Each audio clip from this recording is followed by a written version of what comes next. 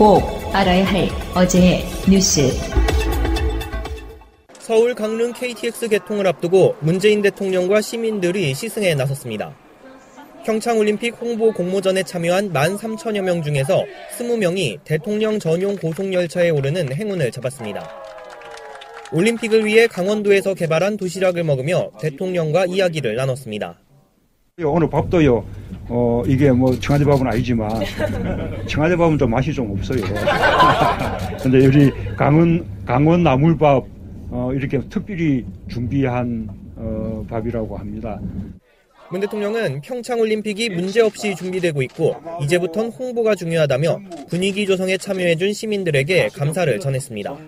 아마 여러분들 덕분에 이번 우리 평창 동계올림픽 또 패럴림픽 온 국민들이 함께하는 축제가 될 것이라고 저는 확신합니다.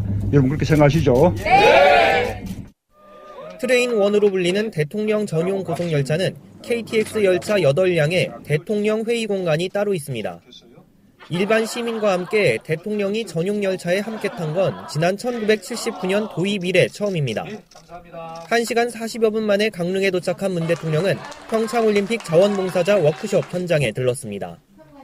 문 대통령은 자원봉사자들이 최일선에서 손님을 맞는 평창의 얼굴이라고 격려했습니다. 내가 곧 대한민국이다. 나도 잡으셔가지고 내가 끝나는 날까지 최선을 다해주시기 바랍니다. 참석자들은 평창올림픽 인사말로 길을 낸다는 뜻의 순 우리말 아리아리를 구호로 외치며 올림픽 성공 개최를 다짐했습니다. 박영수 특별검사팀은 김기춘 전 청와대 비서실장에게 징역 7년을, 조윤선 전 정무수석에게 징역 6년을 구형했습니다. 2달간의 블랙리스트 2심 재판을 마무리하는 재판에서 특검은 1심에서 무죄로 본 부분도 모두 유죄라고 주장했습니다. 특히 조 전 수석의 블랙리스트 관여 혐의를 무죄로 본 1심 판결에 대해 블랙리스트는 정무수석실의 주요 업무였음에도 원심이 사실을 오인했다고 반박했습니다. 앞서 1심 재판부는 김 전 실장에게 징역 3년을 선고했고 조 전 수석에게는 징역 1년에 집행유예 2년을 선고해 석방했습니다. 그러나 특검은 이들이 군부 독재 시절 행태를 자행하면서 알량한 권력에 취해 잘못을 조금도 생각하지 않았고 30년간 갖고온 민주주의를 파괴했다면서 미국 영화배우 메릴 스트립의 발언을 인용해 신랄히 비판했습니다. 이어 김상률 전 교육문화수석과 김종덕 전 문체부 장관 등 나머지 5명에 대해서도 모두 실형을 구형했습니다. 특검은 박근혜 전 대통령도 블랙리스트의 공범임을 강조했는데 이어질 선고에서 재판부가 얼마나 받아들이냐에 따라 남은 박 전 대통령 재판에도 영향을 미칠 전망입니다. 댓글 공작 등 이명박 정부와 박근혜 정부 시절 국정원의 정치 개입 의혹, 국정원 개혁발전위원회가 선정한 15대 정치 개입 의혹 사건에 김대중 정부와 노무현 정부 시절 의혹들이 추가됐습니다. 2002년 총선 자금 지원과 선거 개입, 김대중 정부와 노무현 정부 시절 진보 문화계 지원과 보수 차별 등 3가지입니다. 김대중 정부와 노무현 정부 시절 국정원의 정치 개입 의혹을 조사하자는 것은 야당의 주장입니다. 김대중 정부와 노무현 정부 외에 보수 정부 시절의 의혹도 추가됐습니다. 간첩 증거 조작 사건 수사방해, 4대강 사업 민간인 사찰, 노조 파괴 공작 관여, 다큐멘터리 100년 전쟁 관련 부당 개입 등도 추가 조사 대상에 포함됐습니다. 국정원 적폐청산 TF가 21일 활동을 종료하기 때문에 추가 사건에 대한 조사는 국정원 감찰실이 이어받을 예정입니다. 활동이 종료되는 국정원 개혁위는 이후 개혁지원단을 설치해 백서를 발간하고 후속 조치 이행을 지원하라고 권고했습니다. 안녕하세요. 반갑습니다. 배우 권혜호입니다. 여러분들 이주 노동자라는 말 많이 들어보셨죠? 네, 예전에는 외국인 노동자 이렇게 불렀죠. 사장님 나빠요. 우리가 그런 개그 프로에서 그런 장면을 봤던 것이 벌써 10수년 전 일입니다. 그리고 이제 그들을 우리 사회의 구성을 받아들인다는 의미에서 우리는 이주 노동자라고 부르고 있습니다. 그럼에도 불구하고 제도적으로, 정서적으로 그들을 우리 사회 구성원을 어떻게 받아들일까에 대해서는 많은 고민을 필요로 하고 있습니다. 저희 이주 노동 희망센터에서는 그 방법을 좀 더 바깥에서 찾아보고자 합니다. 바로 이주 노동자 현지의 아이들에게 공부할 권리, 펜을 쥐어주는 일입니다. 이 일에는 여러분들의 정말 많은 관심과 참여가 필요합니다. 이주 노동 희망센터에 여러분들이 희망이 되어주시기 바랍니다. 고맙습니다. 방송 중간에 좋아요를 눌러주시면 새날팀들에게 큰 힘이 됩니다. 미리 감사합니다. 트위터가 진짜 언론입니다. 자, 2부 시작하겠습니다. 연말이고 하니까 부드러운 이야기로 한번 시작해볼게요. 네. 의원님? 네. UFO 믿으십니까? 저 믿어요. 이종 실장님이요? 네, 저도 믿습니다. 믿죠? 네. UFO를 믿는다는 게 보통 일은 사실 아닌 게 지금 현재 지구 내에서의 세계관들이 종교관들이랑 엮여 있어요. 외계인이 존재한다는 것 자체가 다시 갈릴레오 갈릴레이 시대에 그 갈등으로 다시 돌아가는 부분이 생기는 거예요. 하나님이 있고 인간이 있고 이런 것들인데 그렇지 않은 더 다른 어떤 힘이 존재한다는 것을 인정한다는 건 굉장히 어려운 일입니다. 그렇죠. 네. 예, 어려운 일이기도 하고. 미 국방부가 근데요, UFO에 대한 비밀 연구 프로젝트를 진행해 왔다. 이걸 인정했고요, 최근에. 네. 그 유튜브 같은 데 가서 보면 굉장히 많은 영상들이 있어요. 심지어 외계인의 시신 같은 것 같은 이야기도 있고요. 상상을 초월하는 이야기들이 있는데 두 분 다 믿으시는군요. 네. 하긴 뭐 안 믿기가 좀 힘들어졌어요, 어떻게 보면. 그러니까 심지어 이제 과거에 어떤 주장이 있었냐면 하느님이 외계인이다 이런 주장도 있었어요. 그런데 전 그건 아닌 것 같고 어쨌든 UFO에 대한 얘기가 공식적으로 확인된 건 이번이 처음이죠. 전 세계 1위 국가의 국방부가 UFO 존재 자체를 인정한 거잖아요. 네. 계속 연구해 왔다. 있다 네. 이렇게 예. 인정한 거거든요. 예. 장관들 청문회 하면 창조론 이야기 나올 때가 있잖아요. 네. 저는 지적 창조론을 믿습니다. 이주영 실장님은 네. 진화론에 가까워요, 창조론에 가까워요? 저는 창조론. 이분 그래. 교회 다니세요. 교회 다닙니다. 그렇지? 아이고. 네. 근데 이게 이제 논리의 영역 아닌 것을 지적 토론의 장으로 가져오는 건 좀 문망한 일인 것 같아요. 그래서 제가 드린 말씀이 지적 창조론을 믿는 거예요. 네.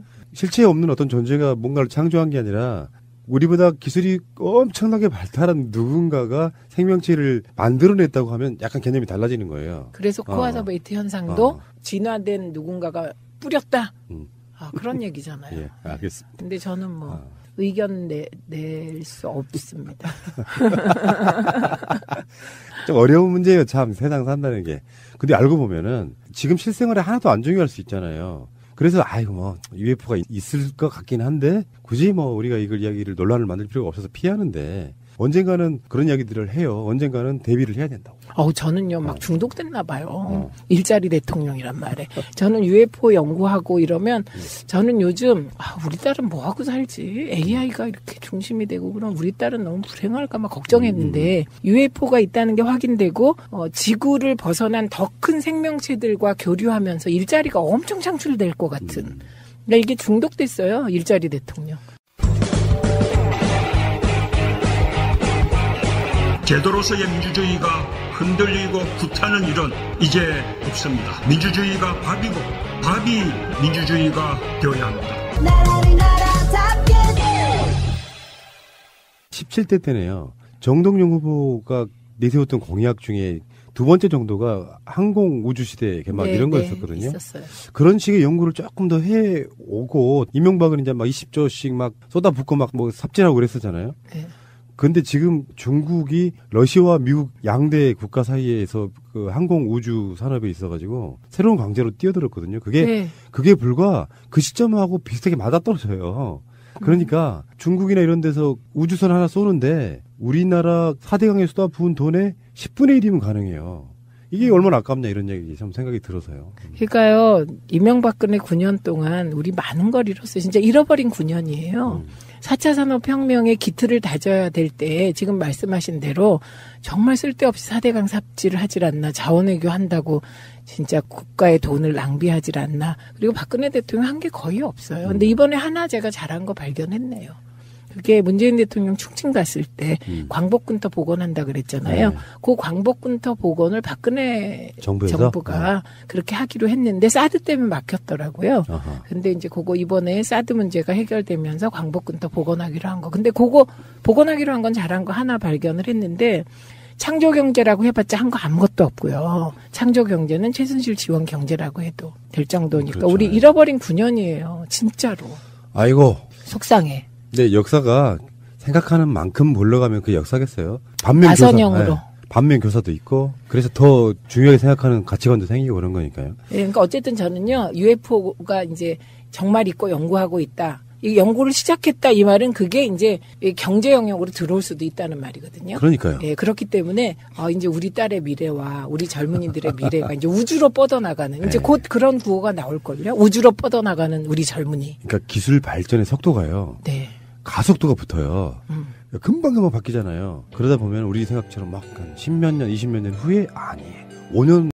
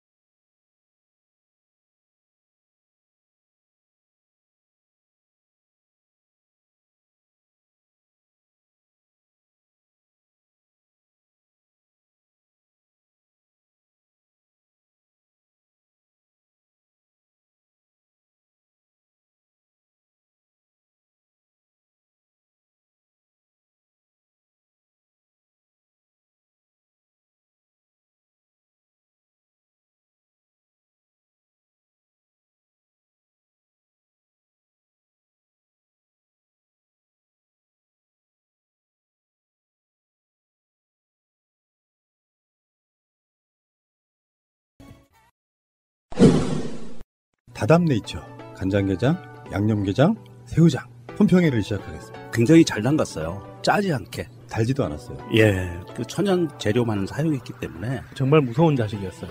밥을 먹은 상태였어요. 그래 먹는 척만 해야지 했는데 정신 차리고 보니까 햇반 2개를 먹었어요. 저 같은 경우에는 새우장을 되게 좋아하는데 사 먹으면 1인분 새우가 한 4개 정도 나오는데 15,000원 정도 하거든요. 1.3kg짜리를 구매를 하시면 며칠은 먹을 수 있는 너무 맛있어서 제가 새우장만 3개를 구매했습니다. 엄청 큽니다. 국산 재료. 전통 방식의 양조 간장. 화학적인 거 없고 단맛과 짠맛을 많이 줄인 상태에서 굉장히 자연스럽게 먹는 고급스러운 그런 맛. 바로 다담네이처의 간장게장, 양념게장, 새우장이었습니다. 070-4062-7779. 요즘 대리운전 업계 어때요? 무한 경쟁 체제에서 굉장히 많은 어려움들이 있죠. 저는 잊을 수가 없습니다. 어떤 분이 찾아왔어요. 우리 방송 초창기 때 후원하고 싶다. 방송을 너무 열심히 하니까 후원하고 싶다고 찾아왔어요. 돈을 잘 버시는 분이었나 봐요? 아니요. 대리운전 사장님이었죠.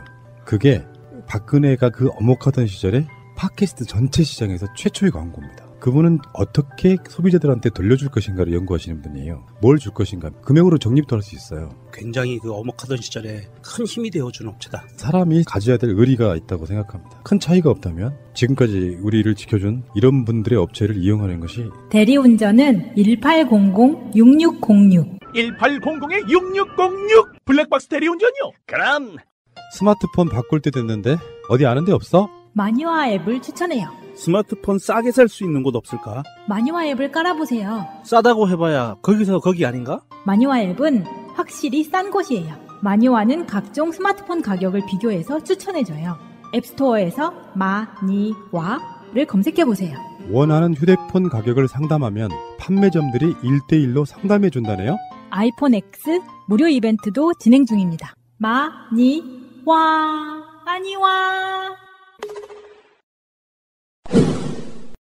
자, 안희정 지사 이야기 관심이 될 수밖에 없는 게 뭐 지금 벌써 대선을 논하는 건 좀 어렵지만 실질적으로 앞으로 지방선거도 그런 모양새가 될 가능성이 높지만 이번 대선 자체는 민주당 경선이 사실상의 결선에 가까웠단 말이에요. 네. 그래서 문재인 후보가 대통령이 되고 났을 때 나머지 후보들의 움직임이 지금 현재 뭐 안철수는 유승민이 하지만 그렇다고 대선 후보들의 지지율 조사가 나오는 건 아니지만 가장 관심 많는 대선 후보 중에 한 명이기 때문에 앞으로 충남지사 이후에 정치 행보가 어떻게 될 것인지 사람들이 많이 관심을 갖고 있었는데 일단 이야기 나온 듯 충남지사 3선은 안 할 거다라는 걸 공식적으로 밝혔고요. 기자회견에서. 네. 그러면 재보궐선거 나가십니까 했는데 거기는 약간 단서를 달기는 했어요. 현재 상태로는 나갈 생각이 없다. 고려하지 않고 있다. 이거였었거든요. 현재 상태로는 그거는 뭐 얼마든지 변할 수 있습니다. 저는 이 7년의 도정을 마무리하고 3선 도전은 출마하지 않을 것입니다. 이제 새로운 도전자들에게 기회를 드리는 것이 도리라고 생각합니다. 현재로서는 보궐선거에 출마를 고려하고 있지 않습니다. 남은 기간 임기를 잘 마무리해서 후임 도정을 잘 인수인계하는 데 진력하도록 하겠습니다. 그리고 도지사 이후의 일정에 대해서는 제가 송별 기자회견 때 말씀을 드리고 도민 여러분들의 성원을 그때 가서 부탁을 드리도록 하겠습니다. 이 상태로만 놓고 보면 그럼 안희정은 무슨 생각하는 거지? 이렇게 사람들이 생각할 수 있잖아요. 당대표를 나갈 수 있는 거죠. 그것도 아닐 수 있다. 그냥 자연인으로 돌아가는 거야. 정치의 험함을 느끼고. 그거는 1도 없습니다. 그 가능성. 그분은. 그래서 많은 분들이 이제 대선이라고 하는 것은 멀리 남았지만 대선 후보는 키워지는 거잖아요. 네. 시민에 의해서 어떤 역사에 의해서 키워지는 건데 안희정 지사의 행보가 가장 요즘에는 핫하게 보여지는 것 같아요. 정치권에서는. 맞물려가지고 지자체장들 현직 프리미엄 같은 게 지금 6개 정도가 현직이 없는 상태, 다시 나갈 수 없는 상태래요. 일단 홍준표. 네. 그 사람은 이제 경남지사 내놓고 보궐선거 못하게 만들었죠. 네. 다음에 이낙연 총리의 전남, 현직이 없을 거고. 네. 다음에 충남, 안희정 지사의 충남도 있고요. 다음에 경북은 김관영 지사가 3선이 끝난 상태예요. 네. 권선택 대전시장, 이건 유죄 받아가지고 아예 직이 날아갔고요. 지금 현재 이제 경북 정도를 제외하고는 더불어민주당이 사실상 승리를 할 수 있는 가능성이 있다라고 하는 지역들이 꽤 너무나 많기 때문에 근데 이럴 때는 현직들이 훨씬 유리한 부분이 있잖아요, 사실. 현직. 네, 현직. 네, 현직이 이제 재선한 현직이 다시 나갔을 때 유리하죠. 네, 근데 이제 보면 안희정 지사의 선택만 놓고 보면 조금 이게 좁아질 것 같고요. 판을 좀 벌려서 박원순의 선택, 이건 3선 도전한다는 거잖아요. 그다음에 이재명의 선택, 거긴 경기도지사 도전한다는 거잖아요. 그다음에 안희정은 이제 3선 도전 안 하고 바로 대권 레이스로 가겠다는 겁니다. 그러니까 이제 그런 선택들은 전부 자기가 처한 조건에서 그리고 그가 어디 도지사냐에 따라 달라지는 거예요. 서울시장 3선 하는 것이 대권 고지에 유리하죠. 그러니까 그런 선택을 하게 되는 거고요. 그러니까 만약에 박원순 시장이 재보궐에 나간다. 그럼 송파에 나가거나 딴 데로 갈 수는 없잖아요. 그러니까 송파에 나가거나 이제 안철수 지역구로 가는 거잖아요. 과연 그렇게 해서 대권 도전하는 거랑 이제 그 부분은 중앙 정치를 경험한다는 플러스가 있지만 서울시장은 서울 전체를 총괄하는 거잖아요. 사실은 가장 핫한 자리죠. 대권 과도에서. 국민들이 봤을 때도 안정감도 있고요. 그렇죠. 그렇기 때문에 그 자기 처지에서 가장 자기에게 유리한 선택들을 지금 하고 있는 거죠. 이재명 시장의 경우는 서울시장 나오라는 말이 있었지만 안 맞잖아요. 성남시장이 서울시로 오는 게. 그건 뭐. 명분이 없죠. 네, 그런 거고. 그러니까 경기도지사 가는 게 맞는 거죠. 최근에 동아 계열의 무슨 잡지 기사를 우연치 않게 본 적이 있는데. 네. 재밌더라고요. 지방선거 얘기하면서 기자들이 이렇게 갈려요, 서로 간에. 어떤 사안을 놓고 OX. 네, 저 봤어요. 네. 거기 보면 박원순 시장 이야기가 나오는데. 삼선의 피로감을 느끼는 시민들이 있을 수 있어서 그것만 잘 활용하면 박원순 시장이 경선에서 떨어질 수 있다. 이런 식으로 표현하기도 하더라고요. 그거는 동아의 필요감 같은데요. 국민들은 박원순 필요감일 것 같아요. 시민들은. 여기서 근데 핫한 인물 하나가 또 뛰어든 게 정청래 의원이거든요. 네. 이분이 이제 일거수일투족이 언론 기사로 나가는 그런 분이기 때문에 최근에 어떤 얘기냐면은 여론조사 지지율이 10%쯤 나오면 나 출마할 거야 이렇게 얘기를 하고 있거든요. 정청래 의원 자체가 뭐 당선 목적으로 뛴다기보다는 당의 흥행을 위해서라면 내가 몸을 바칠 각오가 돼 있다 이런 각오가 들으시더라고. 네, 어떤 선택이든 낙선 혹은 뭐 컷오프 당한 재선 의원의 결정을 지지합니다. 새가 날아든다는 여러분들의 하트를 먹고 삽니다. 잊지 않으셨죠? 에피소드 제목을 누르고 플레이가 되면 오른쪽 위에 하트를 꼭 눌러주세요. 오늘도 감사합니다. 더 많은 분들이 들을 수 있도록 하트 꼭 눌러주세요. 그러면 아까 말씀하신 거 다시 한번 돌아가 볼게요.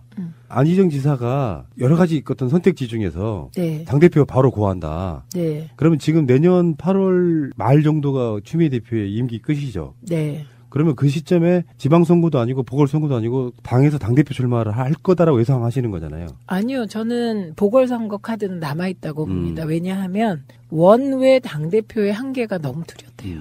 네, 그리고 여의도 국회는 국회의원인 것과 아닌 것으로 구분된다. 이렇게 얘기할 정도로 현직 국회의원 프리미엄은 상상 초월이거든요.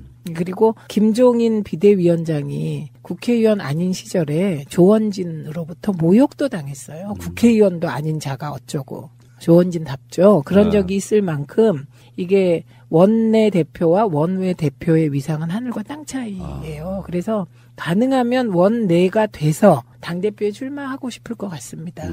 그리고 이제 충남도지사라는 고위상에서 삼선하는 것과 중앙무대로 나오는 것, 중앙무대로 나와야죠. 안희정 지사는. 그래서 이거는 각자 선 자리에서 나를 최대한 더, 상식적으로 말하면 나의 몸값을 최대한 더 대권으로 다가가는 선택을 다 하고 있는 거죠. 네, 그래서 그렇게 보이고요. 그러면 이것과는 별개로 국민들은 어떤 선택을 할 것인가. 근데 이건 흐름을 좀 객관적으로 분석을 해야 된다고 생각을 해요. 다른 그 대통령 되시려는 모든 분들이. 그래서 저는 이렇게 계속 분위기가 가면 유시민이 불려 나올 거다. 이런 얘기를 한 적이 있습니다. 이미. 예. 우리 방송에서 하셨어요. 네. 그렇게 얘기하는 이유는 그리고 추미애 대표가 유력한 대권 후보가 될 거다. 그렇게 될 수밖에 없다. 왜? 지금 시대는 시민적 흐름을 온전히 이해해야만 지도자가 됩니다. 이번에 우리가 언론에 뭐 말도 안 되는 프레임, 혼밥, 뭐 홀대론 있었잖아요. 그것도 그 언론과 문재인 그 개혁 대통령 사이의 힘겨루기라는 측면도 있지만 저는 거대한 패러다임의 변화 과정이라고 봐요. 그러니까 기득권을 가진 언론이나 야당이나 뭐 여당이라도 마찬가지인데요. 기득권 가진 사람은 이 패러다임의 변화가 안 보이는 거예요. 그러니까 예전에는 박근혜가 가서 중국 가갖고 막 그 옷 갈아입고 막 대접받고 성대한 만찬하고 이거를 외교라고 생각하는 사람 눈에 그런 만찬 거의 안 하고 꼭 필요한 것만 하고 서민 속으로 들어가서 14억과 대화하는 대통령, 문재인 대통령 그 외교 방식이 저는 시대 상황에 너무 맞는 것 같아요. 네, 이런 SNS 시대에. 그리고 그것이 증명되고 있거든요. 그러니까 이런 식의 패러다임의 전환을 이해하는 것 같고 안 돼요. 체화돼야 돼요. 그 체화되어 있는 사람이 유시민이고 추미애 대표는 경험상 그런 분은 아니잖아요. DJ하고 정치를 같이 시작했잖아요. 그리고 한동안 친노하고는 좀 거리가 있었잖아요. 근데 그런 패러다임을 만든 건 국민 친노시거든요. 그런데 최근에 보면 가장 먼저 이해하고 호흡하고 있어요. 그런 의미에서 저는 이런 시민적 패러다임의 몸에 체화되지 않으면 그건 선택받기가 힘든 거 아닐까? 그런 생각을 하기 때문에 지금으로서는 유시민 불려 나올 수 있다. 제가 그렇게 보는 거고 추미애라는 사람이 굉장히 이런 흐름에 잘 융화되고 있다. 이 정도예요. 근데 그 융화가요. 척을 지면 안 되는 거거든요. 예, 그래서 그 척을 진다는 건 이런 거예요. 지난 대선 과정에서 친문 패권에 편승했던 정치인들은 다 하나씩 국민들에 의해서 심판받는 과정이었거든요. 없는 친문 패권을 가지고 지금 기득권 언론과 손잡은 거거든요. 생각이. 예, 그렇기 때문에 그 흐름을 잘 봐야죠. 문재인 대통령께서 뭐 신인가요? 그거 아니잖아요. 문재인과 함께 새로운 나라를 만들 수 있을 것 같아서 찍은 거잖아요. 그리고 실제로 지금 만들어가고 있는 거잖아요.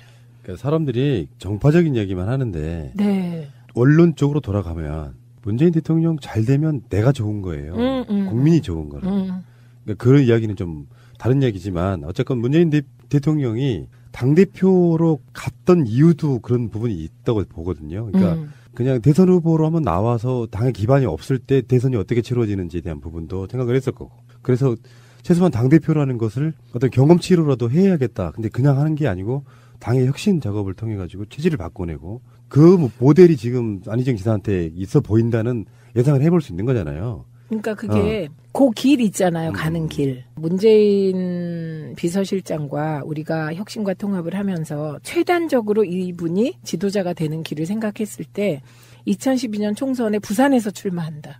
당선된다. 그리고 바로 대통령 후보가 돼도 일할 수 있는 분이다. 요 프로그램을 2012년에 했는데 어쨌든 최종 대선에서는 우리가 성공하지 못한 거잖아요. 그런데 그 단기간에 문재인 대통령이 몸으로 다 겪은 거잖아요. 그거를 4년 동안 실천하셨어요. 실제로 그때 내가 뭐가 부족했지? 그건 당을 장악하지 못했다. 그래서 당대표가 되고 막 하도 흔들기가 심하니까 물러났지만 김종인이라는 대리를 내세운 거잖아요. 그리고 더벤져스라 그래서 정말로 친문인 거죠. 그분들은. 문재인과 최재성에 의해서 공천된 분들이 정말 역할을 잘했잖아요. 그런 식의 과정을 4년 동안 밟아왔던 것이고요. 근데 이제 그렇게 됐던 근본적인 이유가 뭐냐. 문재인 그 프로젝트가 성공한 이유가 뭐냐. 그건 문재인이라는 사람이 갖고 있던 그런 거 아니에요? 그 DJ한테는 가서 뭔가 배우고 싶고 노무현하고는 끊임없이 대화하고 싶고 친구처럼. 그리고 문재인은 어쩐지 우리가 만들어서 같이 하고 싶고 이런 거잖아요. 하나씩 다 채워주고 싶었던 거잖아요. 예, 그래서 그거를 또 충분히 문재인 대통령이 체화해서 지금 잘하고 계신 거라 그럼 이 다음에 국민들은 어떤 지도자를 원할까에 대한 저는 보다 깊은 이해가 필요한 것 같습니다. 정치인의 가장 중요한 덕목이 뭐라고 생각하세요? 정치인님. 저요? 제가 내린 결론이 하나 있었어. 얘기해 주세요 그냥. 매력이에요. 매력. 예전에는 강력한 카리스마를 가진 지도자 SNS 시대가 아니었기 때문에 가능했던 거라고 생각해요. 장충당 공원에서 보라매 공원에서 연설하던 김대중. 어마어마한 카리스마잖아요. 더군다나 검증할 수 없을 만큼 공부도 많이 했어. 그때는 그게 맞았던 건데 그런 인물은 지금 이 시대는 사실 필요가 없는 거고 등장할 이유도 없는 거고. 그렇죠. 그러니까 시대에 따라서 노무현 대통령 같은 또 그런 스타일이 또 나오는 거거든요. 근데 문재인 대통령은 어쩌면 시대의 흐름을 타고난 분이라고 생각이 드는 게 김대중 노무현에 비하면 색깔이 굉장히 옅은 건 사실이에요. 정치인으로서는. 근데 매력이 있어. 알고 보면 매력이 있는 거예요. 치명적인 매력이 어떤 관심이나 애정이 없을 때는 그냥 정치인 이렇게 표현할 수도 있죠. 야권에 계신 분들도 그냥 박근혜한테 떨어진 정치인 이렇게 생각할 수 있었겠죠. 근데 알고 봤더니 정말 도와주고 싶은 거예요. 알고 봤더니 막 안아주고 싶고요. 이 사람 잘 되게 했으면 내가 뭐든지 다 하고 싶은 거예요. 네. 그 매력을 가진 정치인이 저는 끝내는 성공한다고 봐서 안희정 지사가 출마 선언하는 걸 보면서 저분은 어떤 매력이 있나 이런 생각을 한번 해본 적이 있습니다. 저는 요즘 광화문 연가라는 노래 있어요. 이문세. 그걸 이렇게 들으면 그렇게 가슴이 아픈 거예요. 왜 가슴이 아프냐면 노무현 대통령 생각이 나는데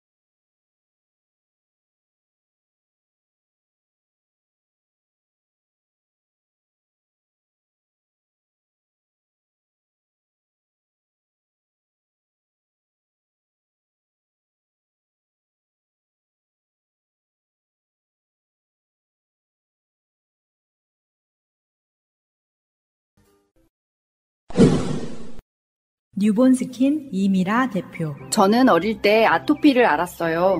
한번 망가진 피부는 다시 돌아가기 어렵다는 걸 알았죠. 아기 물티슈라는 거 아무것도 아닌 것 같죠? 피부에 안 좋은 성분이 없어야 되는 겁니다. 물티슈 업계에 세계적 신화를 만들어낸 사람, 다시 한번 그 신화에 도전한다. 원단부터 달라야 해요. 갓난아기라고 해서 아기만 쓰는 건 아니고 아기도 쓰는, 온 가정 모두 안심하고 사용하는 제품입니다. 아기들이 쓰는 스킨케어 제품도 같은 정신으로 개발했습니다. 다른 제품들처럼 아무 효과 없는 정제수를 쓰지 않아요. 피부 진정에 좋은 병풀 립스로 바꿨어요. 확실히 달라요. 간단해요. 나만의 비법이죠. 나의 아기가 쓸 거니까. 기대하세요. 갓나나기를 검색하세요.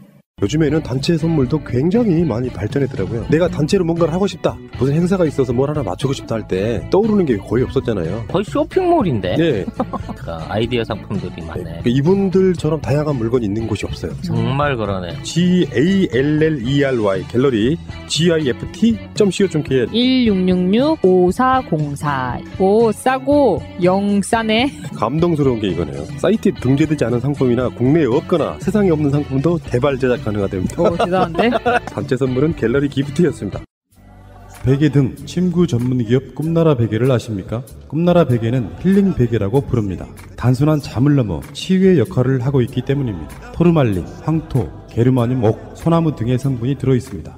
공기 비타민, 음이온으로 숙면에 도움을 줍니다. 여러분이 생각하는 그런 솜으로 만든 베개가 아닙니다.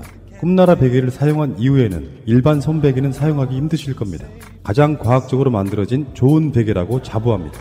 꿈나라 베개는 충전재까지 같이 세탁이 가능합니다. 꿈나라 베개는 근화 신소재 제품을 온라인상에 독점 공급하는 업체입니다. 꿈나라 베개를 검색하세요.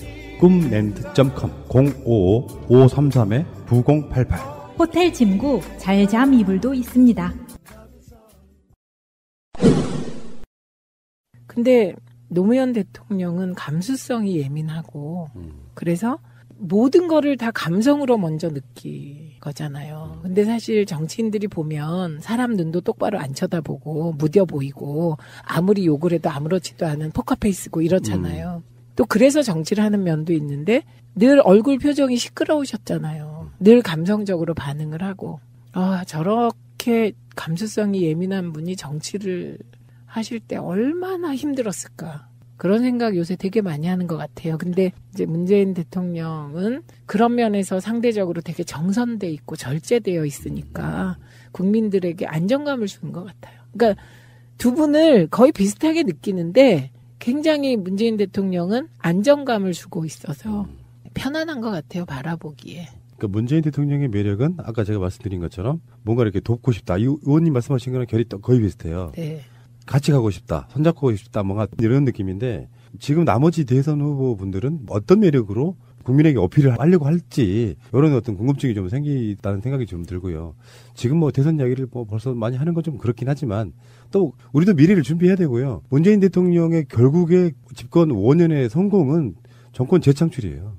그런 부분도 생각을 해야 됩니다. 그렇죠. 그리고 저는 딱 한 가지 안 되는 분은 알아요. 누구? 어떤 스타일이 안 된다는 확실히 알아요. 국민을 가르치려고 드는 분. 누가 있을까요? 안 될 거예요, 아마.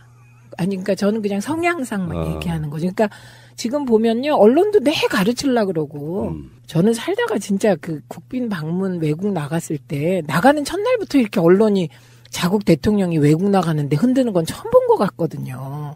한번 생각해 보세요. 일단 외국에 나가면 방송이 우호적 보도를 했어요. 그게 박근혜 때 너무 심할 정도였죠. 그러다가 거의 쪽박 외교가 됐는데, 그런데 그런데 언론의 그 기본 생각은 뭐냐면 프레임은 우리가 짜는 거야. 우리가 프레임 짜면 국민들은 다 받아들여야 되는 거야. 강요잖아요. 훈계. 그거에 대한 거부감이라고 생각해요. 저는 한편으론.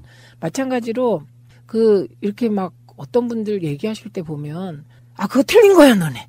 이건 맞는 거야. 이런 느낌을 주면 저는 그거는 안 될 거다. 이런 생각이 확실히 있어요. 그게 거부감으로 비치면 컨텐츠는 중요하지만 태도라니까요. 제가 항상 주장하는 게 태도예요.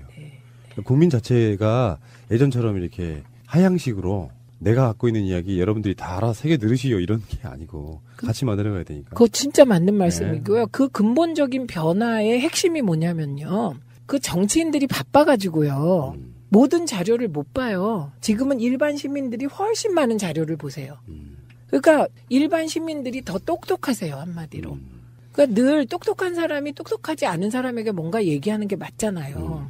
그러니까 정치인들은 보고받은 거, 자료 본 거, 그걸 가지고 내가 다 한다 이렇게 생각하면 안 되는 거예요. 시민들이 너무 똑똑하세요. 그러면 아까 추미애 대표 이야기 하셨는데요.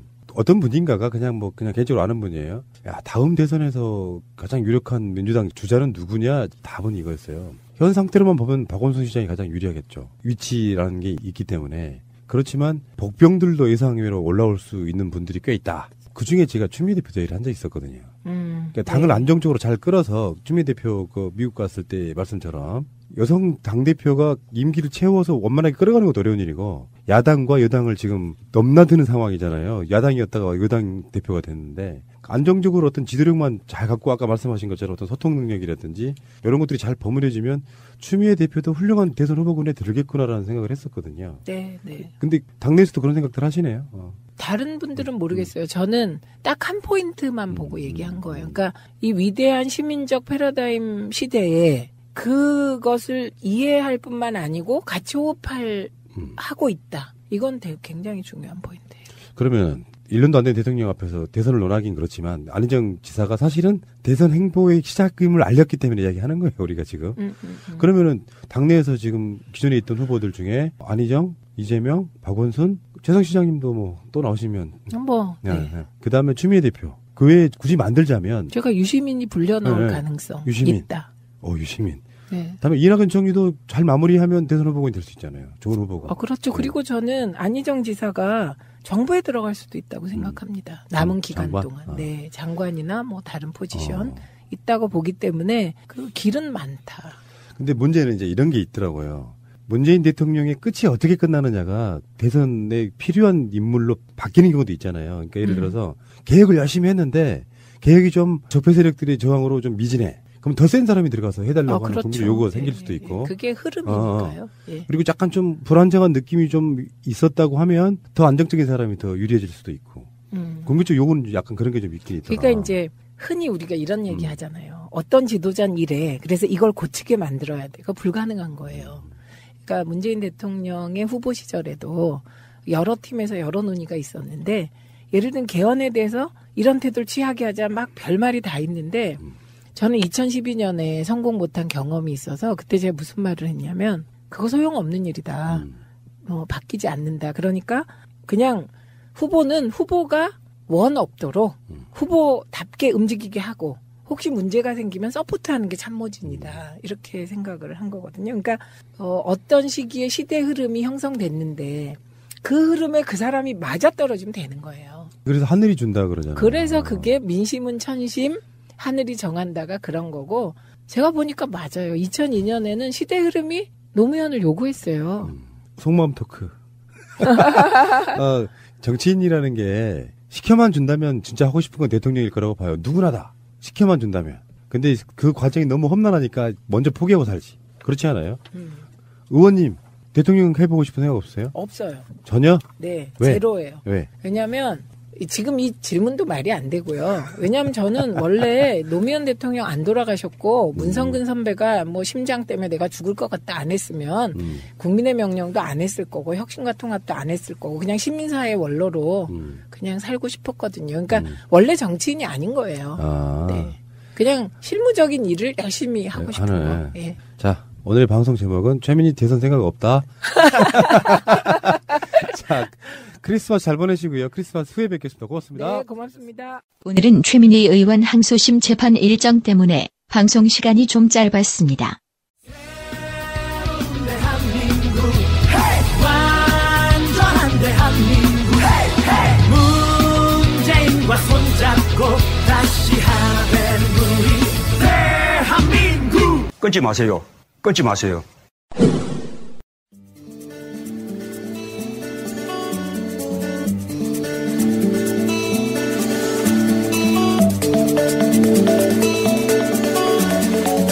네, 두 번째 순서는 오늘 꿈에 관한 얘기 하고 있는데 저는 개그맨 임준혁입니다. 주요 작품 활동으로는 시청자 여러분 안녕하십니까? 오, 들을 때마다 신기해. 오늘의 브리핑을 시작하겠습니다.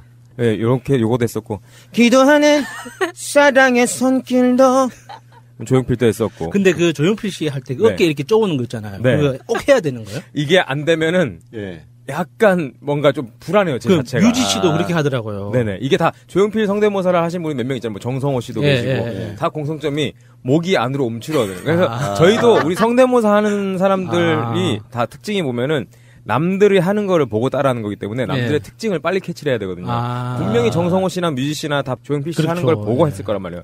그럼 전체적으로 이제 딱 가장 특징적인 내용을 딱 먼저 본단 말이에요. 그러면 딱 보면 조용필 씨 보니까 고음, 특히 고음 지를 때나 막 이렇게 노래할 때 가창할 때 목을 안으로 승모근 이렇게 올라가고 바람처럼 이렇게 하더라고요. 그래서 제가 이 코너를 우차사에서 조용필 씨 선배님 흉내를 몇 달 했었는데 게시판에 이렇게 글이 하나 달려있는데 그걸 우리 같이 코너하는 멤버들 보고 되게 빵 터진 적이 있는데 뭐냐면은 저희 오빠 팬이신가 봐요. 우리 조용필 선배님이 팬이신 건데 저희 오빠 평소에 그렇게 목 집어넣지 않아요.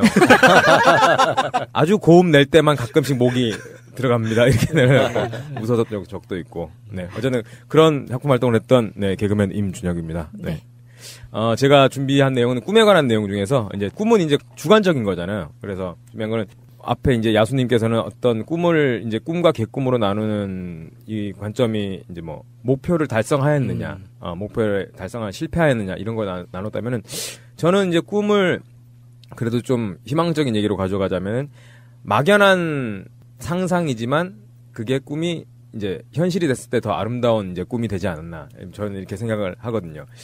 그러니까 어떻게 보면은 다 여기 계신 분들도 그렇고 이제 이 팟캐스트를 들으시는 우리 사랑하고 존경하는 우리 청취자 여러분들도 다 그렇게 하시겠지만 우리 옛날부터 이제 꿈 꿔왔던 그런 게 있잖아요. 예를 들어서 뭐 저 같은 경우에는 처음에 테이프 라디오 카세트 테이프라 그러죠. 그거를 처음 딱 듣고 정말 충격받았던 게 이제 뉴키즈 온 더 블럭이라는 스텝 바이 스텝 노래를 듣고 그 영상을 이제 한번 보고 그때는 뭐 하여튼 그 가요 톱10 뭐 이런 데서 잠깐 영상 나오고 이러면은 그거 보고 너무 충격적이었거든요. 매일 아침 들었습니다.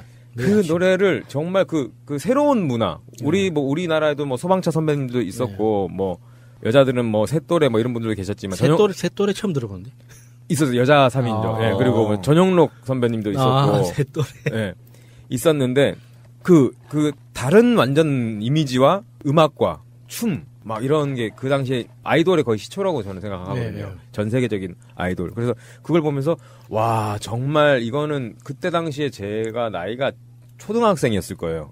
근데 그 테이프를 하나 사서 이제 몇 달러 용돈을 모아서 사서 들으면서 그걸 보고 맨날 카세트 테이프 또 사달라 그래서 또 마이마이 이런 거 사달라 그래야 되니까 또 이것도 몇 달 참았다가 시험 또 성적 몇 점 이상 맞으면 그걸 사준다. 오늘 준혁 씨가 주신 이 CD 때문에 또 CD 플레이어 사야 돼요.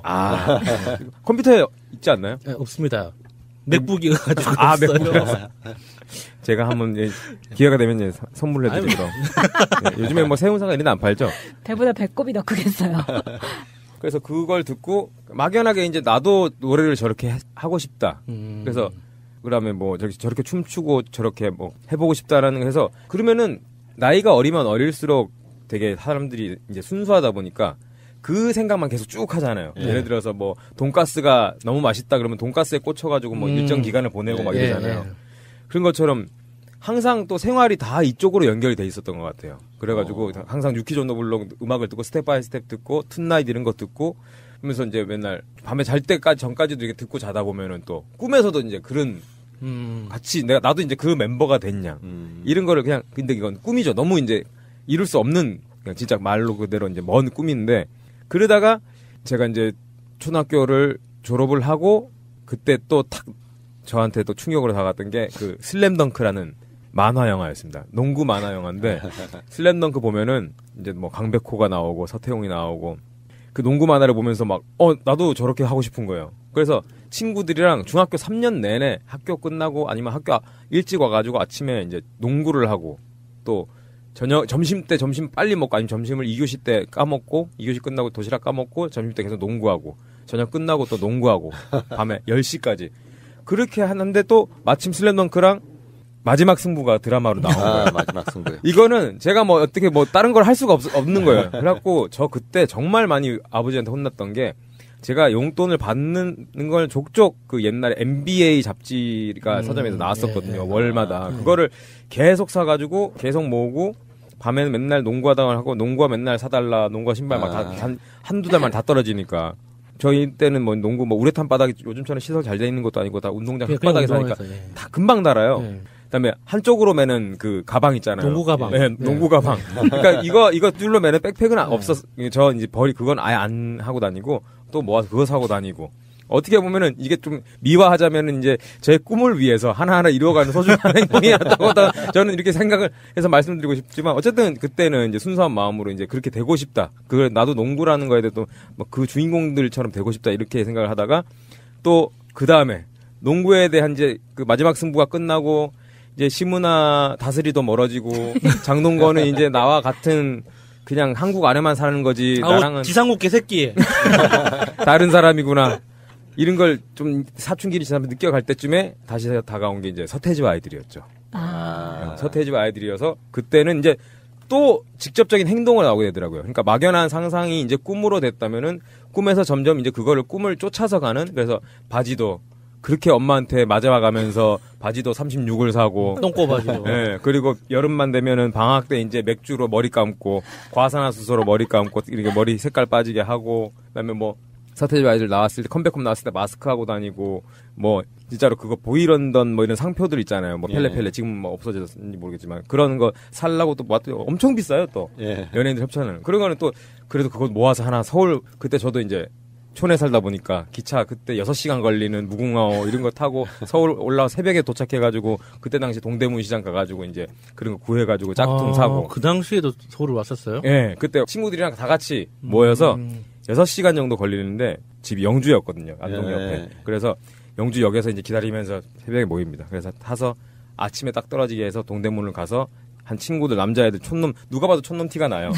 얼려 볼 새빨개 가지고 서울 애들이랑 우리가 다른 걸 느꼈어요 이미. 두루bun거리지 마라. 옆에서 뭐 하면 니마 그래 하다 안 까나. 근데 또 경북 쪽은 또 사투리가 또 경남이랑 또 다르니까. 다르죠.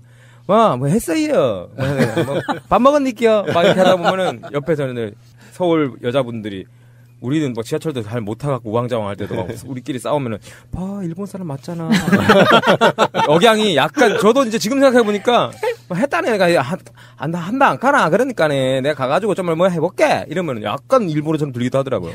응답하라에서 많이 듣던. 그래서 그런 게 있었다. 서태지와 아이들도 한창 따라했었죠. 한창 따라해서 하다가 저 그 다음에 이제 뭐라 그래야 되지 이제 예능 프로 쪽에 나오면서 좀 재밌는 개그 봉숭아학당 요런 거 나오면 또 따라하고 막 그러잖아요. 그리고 뭐 이제 그 당시에 뭐 신동엽 선배님 그러니까 개그맨들 예능 프로나 코미디 프로 나오는 거 보면서 이제 그분들이랑 같이 이제 뭘 하는 꿈을 꾸는 거예요. 저도 아니면 가요 톱10에 나가 있는 꿈을 꾼다던가 이렇게 해서 친구들끼리 괜히 이제 뭐 야자 끝나고 따로 이제 모여가지고 당구장 같은 데 모여가지고 노래 부르고 춤추고 진짜 막 그러면서 또 옛날에 영화 비트라는 영화 나왔을 때 정우성 씨가 참 우리나라 남자 고등학생을 많이 망쳐놨어요. 바라바라바라밤. 많이 망쳐놨어요. 그때 그 정우성 씨가 그 비트라는 영화에 그때 당시 99년도인가 그때 나왔을 당시에 타고 다녔던 오토바이 있잖아요. 그게 굉장히 비싼 거였습니다. 일명뿅카라고. 네, CBR이라고, 모델명이 CBR인데 그게 그때 당시 돈으로 몇백만 원 하던 거였어요. 근데 고등학생들이 뭐 그런 걸 어떻게 살 수가 있겠습니까? 그래서 그런 거 비슷한 그때 당시에 뭐 엑시브라던가 이런 오토바이를 사가지고 양손 놓고 탈라 그러다가 막 무릎팍 갈고 얼굴 갈고 많이 아스팔트랑 많이 만났죠 얼굴이.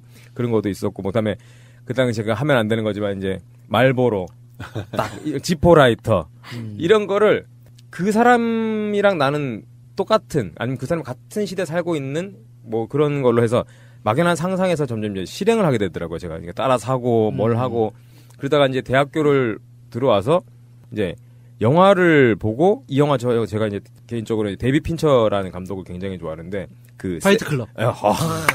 나이스. 역시 야수는 파이터야. 네, 파이트 클럽을 제 보고 인생 영화 중에 하나입니다. 정말 저도 제 인생 영화거든요. 파이트 클럽이. 그다음에 거기 나오는 브래드 피트 있잖아요. 얼마나 섹시합니까? 그때 당시에 헐리우드 가장 섹시한 스타 1위에 빛나는 브래드 피트. 저는 거기에 나오는 캐릭터들이 네. 진짜 또라이의 최고봉이라고 생각합니다. 그럼요. 그래서 그거 보고 너무 멋있는 거예요. 그 브래드 피트가. 근데 몸이 그때 완전 또 죽어라도 그것도 운동 아령 들고 막 이런데 결국에는 정말 그 섹시함의 완성은 얼굴이구나. 그래서 또 한번 빨리 현실을 자각하고 이제 현실을 자각하고 이제 그만해야겠다. 내가 먹고 싶은 거 먹고 살아야지. 이게 뭐 하는 짓이냐. 고구마 먹고 계란 흰자 먹고 이게 뭐 하는 짓이냐. 졸라 맞는 말이야. 맞아요. 그래서 이따가 이제 제가 이제 학교 다닐 때 이제 연극 동아리를 하면서 공연을 하게 됐는데 그때 당시에 제가 이제 대학교에서도 교양으로 이제 연극학개론 그걸 들으면서 이제 실기나 아니면 이렇게 레포트 써오라고 대학로 가서 공연을 보고 와라 이러잖아요. 그래서 제가 그때 봤던 게 오봉산 불지르다라는 아마 작품이었는데 거기서 1인 다역을 하는 배우가 계셨어요. 그래갖고 굉장히 잘한다. 그래서 한 명이 계속 들어갔다 나갔다 이상 체인지하면서 이 할머니 역할 했다가 할아버지 역할 했다가 애 역할 했다가 하면서 너무 재밌는 거예요. 저거 진짜 매력적이다. 그때 이제 제가 20살 때 대학교 1학년 때 이러니까 그때 그 당시에 오봉산 불지르다라는 작품에 소위 말하는 멀티맨인데 멀티맨 역할을 했던 배우분이 그 지금 박철민 선배님이었어요. 디즈랜드. 네, 박철민 선배님. 그때 당시에는 이제 아직 그 방송으로 나오기 전이셨는데 너무 매력적이셔서 그래서 제가 이제 연극이라는 거에 또 빠져가지고 대학교 1, 2년 생활을 또 이렇게 보내다가 군대를 갔다 와서 이제 저도 이제 복학을 하기 전에 영화사에 취직을 했죠. 그때 당시에 지금 이정섭 씨라는 감독님이 그때 학교 다닐 때 되게 친했던 선배였는데 그분이 이제 영화사를 이제 차려서 할 때 저희가 이제 막내로 알바식으로 해서 들어가서 하다가 방송국에서 그때 한창 HD 카메라 그게 한창 보급될 때 HD 그래서 그거를 이제 하면서 이제 난 연극 쪽으로 꿈을 꾸면서 이제 해야겠다 연기를 해야겠다 이렇게 하고 있다가 갑자기 그 방송국에 그때 당시 같이 영화사 알바하던 내 대학교 동기 친구가 그 무슨 공고가 났어요. 뭐 추석 특집 일반인들 장기자랑을 뽑는 그런 게 있었는데 그때 당시에는 항상 이제 사람들 앞에서 무대에 서고 싶다 약간 이런 꿈을 항상 꿨기 때문에 막연한 상상만 하다가 친구가 이걸 하자 그랬고 야 그래 이거를 우리 한번 해보자. 뭐 있어? 이거 다 젊었을 때 추억이지. 그래갖고 MBC에다가 친구랑 둘이 가가지고 그때 당시 여의도를 처음 와봤죠. 그래갖고 이제 원서를 넣게 됩니다. 그래서 원서를 넣어서 많이 들어봤던 얘기예요. 친구는 떨어지고 따라간 제가 이제 그거를 붙어서 서류 전형을 붙어서 이제 작가님들이랑 미팅을 해서 2003년도 9월 달에 9월달 추석 특집 프로그램이니까 9월달 추석 연휴 전에 녹화를 했어요. 녹화를 했는데 제가 이제 멀티맨 역할 박철민 선배님을 보고 정말 재밌게 이제 다른 사람들 막 배역이 바뀌면서 한 사람이 여러 배역을 할 수 있는 걸 그걸 보면서 나도 이거가 되게 됐으면 좋겠다. 그 전에 딱히 이렇게 배우거나 이렇게 훈련을 받은 적은 없고요. 그냥 친구들 사이에서만 그냥 이 친구의 특징 잡아서 따라하고 이 정도였는데 그래서 하다 보니까 이제 거기에서 이제 개인기랑 지금 이제 말하는 제가 활동하고 있는 성대모사라는 거를 거기 방송에서 하게 됐어요. 그래서 그걸 끝나고 나서 이제 바로 그때 이제 코미디 하우스 지금은 이제 MBC 예능국장이 된 조희진 감독님이 그때 당시에 이제 저한테 이렇게 데뷔를 하자 해서 추석 특집 방송에 나가고 2주 후에 바로 코미디 하우스에 이제 투입이 돼가지고 그때 당시 이제 10분 토론이라는 성대모사 코너에 저도 이제 하게 된 거죠. 이제 진짜 글자 그대로 우연히 계속 이렇게 계속 이제 그냥 막연한 꿈만 이렇게 꾸다가 그래서 그 당시에 이제 김학도 선배님, 배칠수 선배님, 전영미 선배님 성대모사 다 유명한 사람이에요. 그거 하시고 MC를 이제 최양락 선배님이 보시고 그래갖고 세 분이서 하시는데 제가 이제 마지막 막내로 들어가가지고 같이 하게 됐죠. 근데 요즘 그 배칠수 씨하고 전영미 씨 두 분 난리야. 진짜 살벌합니다 진짜. 들을 때마다 백반토론 네네 두 분 하시잖아요. 네네. 야 맞습니다. 그랬어. 그것은 맞아요. 주로 이제 MB를 많이 하시고 배칠수 씨 이제 은퇴하셔도 되겠네요. 아니에요. 그러니까 아예 딱 끼가 있는데요. 저 배칠수 씨 선배님이랑 전영미 선배님이랑 그 옛날 SBS 와와쇼라고 라디오를 또 쭉 오래 하셨어요. 그때 제가 이제 같이 패널로 한 2년 정도 했었거든요. 같이. 원래 이 목소리 성대 라인이 또 따로 있어요. 그렇기 때문에 이제 다 챙겨주셔가지고 많이 배우고 그래서 이제 가면서 겹치는 걸 하면 안 되겠다. 이제 기존에 하던 선배님들이랑 그래서 배칠수 씨도 김은국을 안 하잖아요. 아, 그런가요? 네, 김은국을 안 합니다. 그리고 김국진은 안 합니다. 네, 이덕화를 안 합니다. 너무 겹치는 건 김학도 선배님이 하시니까. 또 서로 네, 김학도 선배님은 김은국. 왜냐면은 어쨌든 둘이 동시에 같은 거라면 비교가 되기 때문에 상도가 있어. 둘 중에서 잘하는 사람 쓰겠죠. 또 그 바닥에 또 그런 게 있구나. 야, 신기하다. 네, 그래서 저는 이제 안 하는 거, 선배들이 안 하는 걸 많이 했죠. 그때 당시 이제 제가 제일 최초로 했던 게 많은데 뭐 원빈 씨라던가. 원빈 씨는 어떻게요? 우연히 태극기 휘날리면 영화를 개봉했었어요 그때. 네. 근데 그 보면서 그 장면에 있잖아요. 막 장동건이랑 형이랑 만나가지고 막 너 집에 보내려고 내가 이렇게까지 했는데 막 하면 웃기지 뭐. 형이나 집에 가. 그깟 무공훈장이 뭐라고. 막 이거를 그때 처음으로 해가지고 완전 센세이션했죠. 지금도 웃겨요. 그 다음에 뭐 그때 당시 선배들이 안 한 걸 뭘 할까 하다가 이제 양동근 씨를 해가지고 그때 논스톱에서 장나라 씨랑 나와가지고 예 럴스를 씨를 쎄 어리버리 장나라 한턱 쎄 뭐 이런 거 했었고 그다음에 뭐 다모에 드라마 하지원 씨 이서진 씨 나오는 다모에 이제 이선희 종사관 아프냐 나도 아프다. 이거 하면 이걸로 예전에 이제 압구정에서 여자들 많이 꽂아. 이거 얘기하면 안 되는데. 그러면 정말 네. 개그맨 최초로 네. 푸른 나무님. 도전. 어렵지. 일단 약간 성질 좀 더럽게 얘기하면 되는 거죠. 네. 웃자고 한 진단 아니가 그렇게 해서 제가 이제 돌이켜서 생각해 보니까 이게 막연하게 이제 옛날에는 꿈처럼 상상만 했던 게 어느 정도는 그 상상을 향해서 조금은 하고 있었더라고요. 저도 보니까 옛날부터 생각해 보니까 그래서 그 후에도 하면서 제가 뮤지컬도 해보고 싶다. 진짜 기성 공연을 해보고 싶다 이렇게 해서 저는 이제 뮤지컬도 제가 이제 2011년도에 한 4작품 정도를 했었었고 그 후에도 이제 항상 이제 음반을 내보고 싶다 이렇게 해서 그거를 맨날 이제 차에서도 노래 부르고 노래하는 거 좋아하니까 원래 또 한 잔 먹으면 음주 가무라고 당연히 한 잔 먹으면 이제 당연히 노래하고 춤추고 해야 되니까 그것도 오래 하다 보니까 또 이렇게 좋은 기회가 되더라고요. 그래서 지금까지 생각해 보니까 막연한 상상으로 이제 꿈을 꾸지만 어쨌든 그렇게 꿈에 관련된 내가 꾸는 꿈에 관련된 이 작은 행동들을 좀 준비라 그래야 되나? 그것까지는 조금 뭐 미비하겠지만 그런 행동들을 계속 하고 있었더라고요. 그래서 이제는 이제 또 항상 꿈을 꾸는 게 좀 이제는 해외를 나가고 싶고 내 이름으로 된 공연을 좀 해보고 싶다. 네, 제 이름을 걸고 예를 들면 뭐 김건모 콘서트처럼 김건모 콘서트를 같이 하면서 이제 딱 봤는데 그 몇천 명의 관객들이 이제 그 김건모라는 아티스트 한 사람만 보러 오는 거잖아요. 그러려면은 진짜로 막중한 책임감도 있어야 되고 그에 따른 이제 대비라든가 준비라든가 실력도 있어야 되고 그러니까 그런 거를 꿈꾸면서 이제는 아주 어릴 때 그냥 되게 순수하게 꿈꾸는 게 아닌 나이가 됐으니까 이제 저도 이제 나름대로 열심히 데뷔를 해가지고 준비를 하고 이제 내가 꾸는 꿈을 막연한 상상이 진짜 좀 현실로 이루어질 수 있도록 노력하고 있는 과정입니다. 김건모 콘서트에서는 뭐 하세요?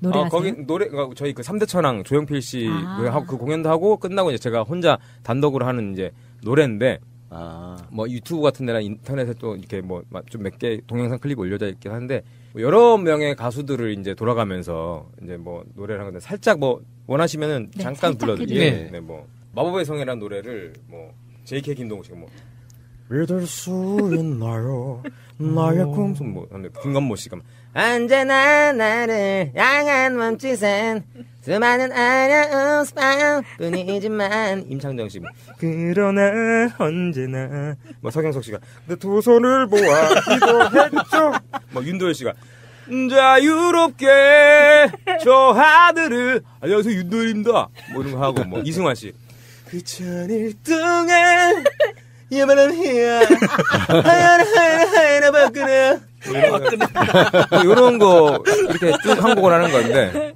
그리고 끝나고 이제 뭐 앵콜이 나오더라고요. 앵콜 하면 이제 노래 준비한 거 없으니까 뭐 존경하는 관객 여러분들 오늘 그 김건모 씨 콘서트와 함께 소통하고 상생하고 공감하고 적폐청산을 하고 뭐 이런 것도 하고 뭐 이런 걸 하고 있습니다. 정말 많이들 좋아하시겠는데요? 좋아해 주시니까 저도 너무 뿌듯하고 보람을 느끼고 그런 뭐 공연을 해야겠다는 꿈도 생기고 이렇더라고요. 예, 시청자 여러분 안녕하셨는지요? 오늘의 앵커 브리핑입니다. 바닷속 해저 깊은 곳에 스타 상어들이 출몰했다고 하는데요. 조용필 상어부터 만나보도록 하겠습니다. 오대영 기자. 조용필 상어 바운스 기도하는 조용필 상어 이선균 상어 야 붕어 동골래 이선균 상어 주선 상어 자식아 야 이 자샤 주선 상어 핑가마우스 상어 지금도 잉어모 상어 나우나 상어 손 한번 곰마샤리 나훈나 상어 우리는 석격석 화살코 연예인 상어 상어다 엄마야 도망쳐 숨을 자식 도망쳐 곰마샤리 숨자 5분간 숨어 있겠습니다. 살았다 아이고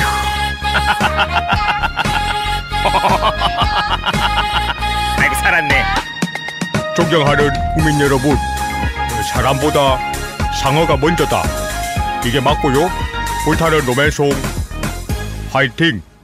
요즘 하고 계시는 활동으로는 앨범을 내셨다고. 아, 네네. 그러니까 제가 혼자 하는 건 아니고요. 네. 지난 8월 3일날 정확하게 음원이 나왔고, 네. 그리고 우차싸 후배 개그맨인 이준영 씨랑 함께 밀어버리라는 듀오를 결성해서 타이틀곡은 불타는 로맨송, 디스코 장르의 트로트가 가미된 신나는 노래인데, 그걸 데뷔해서 지금 열심히 시인으로서, 가수로서, 네, 활동을 하고 있습니다. 지금 들어보시죠.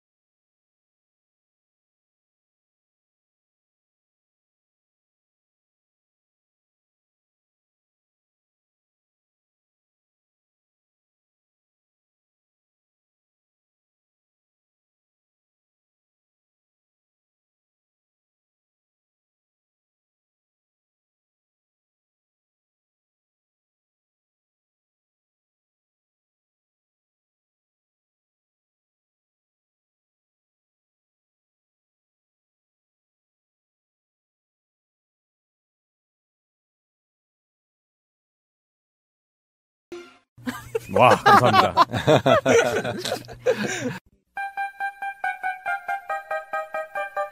직장에 다니다 회사가 망해서 급여를 못 받으신 분, 법적으로 구제받을 방법이 있습니다.